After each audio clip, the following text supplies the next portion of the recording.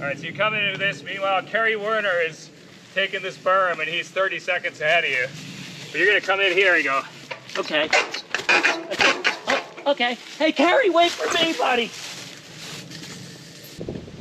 all right, what's up, dudes? Long time no see. It's me, Tom P. I am Dirtwire TV. I'm here on the iconic Tussey Ridge. Hopefully Colt McElwain is watching somewhere out there. Iconic, dude. The iconic Tussey Ridge, it's usually stage 4 of Trans-sylvania mountain bike epic here in State College. I'm gonna do a little preview of a couple of the rock gardens up here on Tussey Ridge. There was a course change a couple years ago at TSE where you no longer come in from Tuxedo Trail directly into the first rock garden of Tussey Ridge. And that was a lot easier, air quotes, dude, easier. It's not easy, none of this is easy. Now you come up New Kettle Trail and you bang a hard left, dude, onto the first rock garden. And if you don't know the line, you have nearly zero chance of cleaning it. And it's difficult to clean anyway, honestly. But I just kind of wanted to clue you guys into the newer version of the line, so you have some chance if you have ridden it and you hadn't seen the line, or if you're coming to TSE for the first time this year, which I hope you are. Single track summer camp, dude. It's freaking awesome. Yeah, so I'm gonna do a more in-depth look at this first kind of rock bermed kind of dude. And then I am gonna look a little bit at the next rock garden. I'll go through this first line and then I'll kind of give some general rock garden riding advice, which will serve you well throughout your Trans-sylvania mountain bike epic. All right, so first run, I'm gonna bring you through this top of the climb rock garden, and this one's not nothing either, but comparatively, yeah. All right, so then you come up on this and you kind of want to go whoop right up. Oh shoot, wasn't super clean, but that at least sets you up. Come, oh shoot, full pedal strike. All right, so that's the first rock garden. The next rock garden is actually an uphill rock garden, and it comes up quick.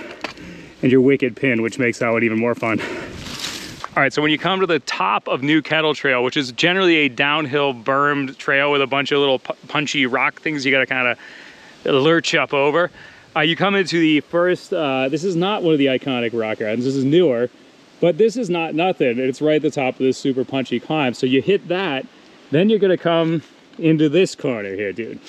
And for some reason, despite how well Maria marks it, people want to go straight here. Don't do that. Definitely don't go right, but don't go straight. You want to take a left. It does seem like you don't want to do it because that's what you're going left into. And so I say, I'll mess around and try to do this, coming up and taking like a hard left, dude, but I think I'm gonna have to, like, you know, Jeff Linoski trials that, you know, but I only got the baby trials, the trials 101. So I gotta do some hippity hopping, and I'll see if I can make that corner. It's very unlikely, it's very awkward, but if you can bang this left here across this rock garden, or this rock berm, you have a much better chance of making it through this rock garden.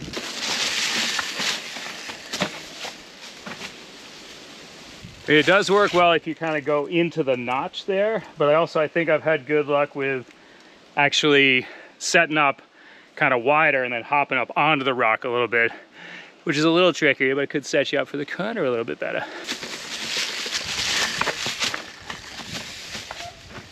Yeah, it actually works pretty nice, but you know, kind of either way you want to do it, it's gonna work. Definitely better than taking the hard left turn. We'll show that in a minute.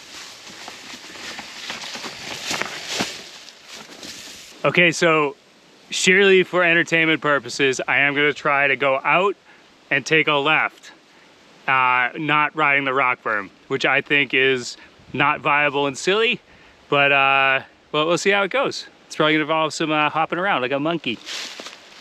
Oh yeah. Oh, I made it, whoa. Okay, so I did make it, but it was very clunky and awkward. I feel like I kind of got lucky. It's definitely slower and crappier. All right, so I think we've beaten that kinda to death, dude. But yeah, that's the move. Just go up the rock berm. It's super easy. No, it's still not easy, but it's definitely easier and smoother than trying to take a hard left turn. And definitely don't go straight. even though Maria marked the course super well and you're being a crackhead. All right, so let's look into the rock garden that you are then riding into, which is, you're not out of the woods yet. Because the woods are full of rocks, dude. All right, let's get a look coming into the rock garden now. Oh, there's a camera in my way.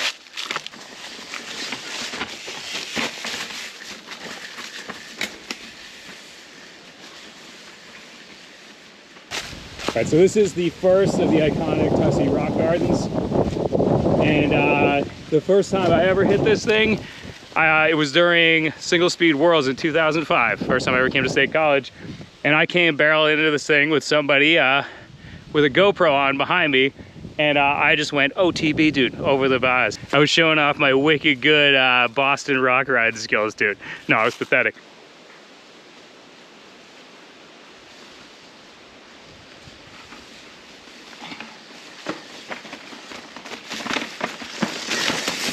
This, I guess, is where general rock garden riding advice comes in. So, as you can see, I kind of took the straightest line possible. You definitely don't want to be twitching your front wheel back and forth, because that's going to cause an OTB, an over the bars, and maybe a face plant. So you don't want that. So you want to go as straight as possible. Definitely look ahead more than normal. It's like, that is the first rule I always forget, is I don't look ahead. Look ahead. Kind of plot where you're going, try to hold momentum. There's a term I came up with. I was talking to Rich Strauber years ago, and it's called doing the Roth rock. It's basically letting the bike move underneath you, you know, kind of almost like bouncing it like a basketball. I don't know if you could really think of it that way, but you're kind of keeping your center of gravity, and you're just letting it move, you know, moving your arms, moving your legs, trying to absorb the rocks and just keep going straight within reason until there's like a giant, 3-foot tombstone. I mean, don't go directly to that, go around that, unless you can freaking whop over that thing. The other thing too is, I think a mistake people make is on a flat rock garden like this, is too small of a gear, too little of a gear, too easy of a gear. So harder gear than you think. It's kind of gonna allow you to, push the bike a little bit more with your body. It's like kind of like being in a low gear in a car, if you remember driving with manual transmissions, and ratchet back and forth. That's a whole another thing. I can link to a video where I kind of talk about that. Oh yeah, and then dropper, at least an inch down, maybe 2 inches, could be all the way down. I wouldn't go all the way up. Some people do. I like to have that little bit of extra leeway, some space for the bike to move around underneath me, particularly coming into this one with the rock berm corner. Like, my dropper is lower, so I can kind of get the bike, sideways underneath me and, kind of move it around a little bit more. It's always embarrassing if people walk up on you, especially hikers, when you're doing this. All right, so to reiterate, straightest line possible within reason, bigger gear than you think, and dropper a little bit down. And then just let the bike move underneath you as much as possible. It's definitely an acquired taste, but you can do it. You're gonna learn how to ride those East Coast rocks. All right, so moving on. All right, so up here we're gonna look at a slightly uphill rock garden, the second most iconic rock garden, the Tussey Ridge, and not all of the rules from the flat rock garden here apply. All right, so I'm just gonna roll through the first time here. All right, so a lot of this is just looking where you're going and not hitting your pedals on the rocks on the side and getting knocked off course. If you can thread the needle right through, you're golden. And it's not over, and you're tired from coming up that hill and then hitting the other rock garden. So it kind of just keeps going.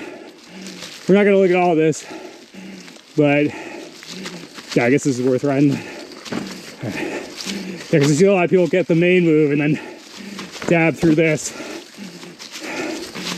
All right, kind of out of it there. So a little alternative line off the side here.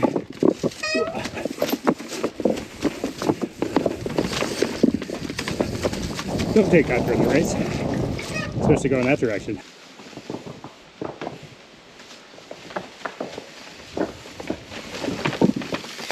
All right, so I think I kind of covered it during the POV portion there, but this rock garden is it is definitely uphill. I think I was actually in 4th gear on my Shimano 12, so that's not like a super light climbing gear for me. I still want to be able to kind of move the bike and muscle a little bit over the rocks and ratchet if I need to. But The main thing is just kind of looking ahead and then timing your pedal strokes and maybe having to ratchet a little bit. You know, I think here I was dropper all the way up, 4th gear, so a little bit harder than you think for a climb.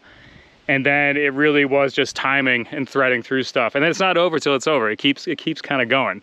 But if you can come up here and pre-ride this and you're able to do these 2 rock gardens, you're probably okay for the rest of TSE. All the East Coast rocks, dude.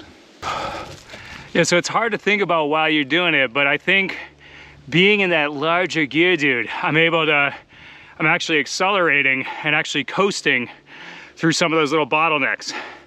And I think that's hooking me up pretty nice. I'm not banging pedals, getting it up it pretty smooth.